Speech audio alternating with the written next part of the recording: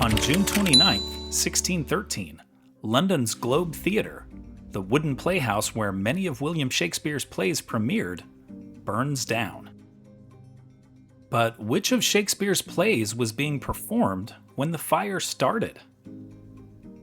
And was anyone injured or killed by the blaze? Also, when was the famous playhouse rebuilt? The Globe Theatre was constructed on the south bank of the Thames River in London in 1599 by Shakespeare's playing company, the Lord Chamberlain's Men. The 1613 blaze that destroyed it was ignited by a cannon that was fired as part of a performance of Shakespeare's play Henry VIII. Despite the rapid spread of the flames, everyone in the audience and the cast escaped safely.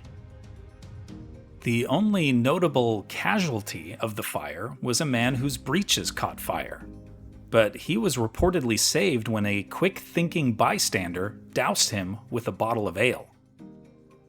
The Globe Theatre was rebuilt the following year, but was closed in 1642 during the English Civil War.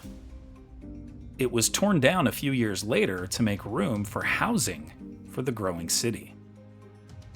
A replica of the structure, near the site of the original, was constructed 350 years later in 1997, and Shakespeare's plays can still be viewed there today.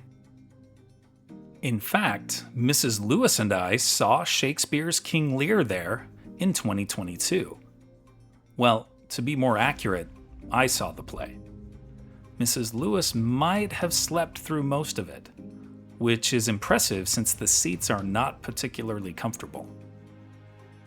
To be fair, I may have made the mistake of booking tickets for the same day we arrived in London after a long red-eye flight from Phoenix.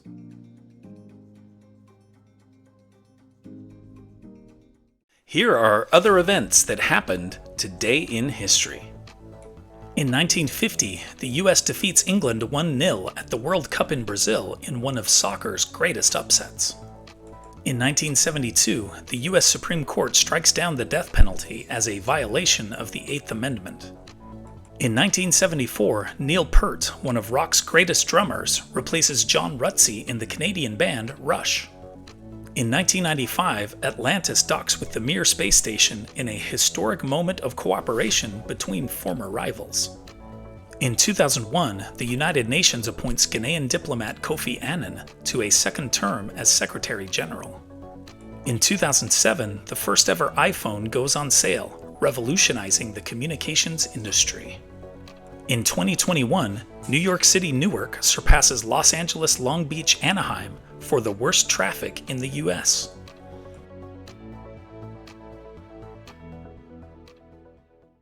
And now it's time for our Today in History quiz.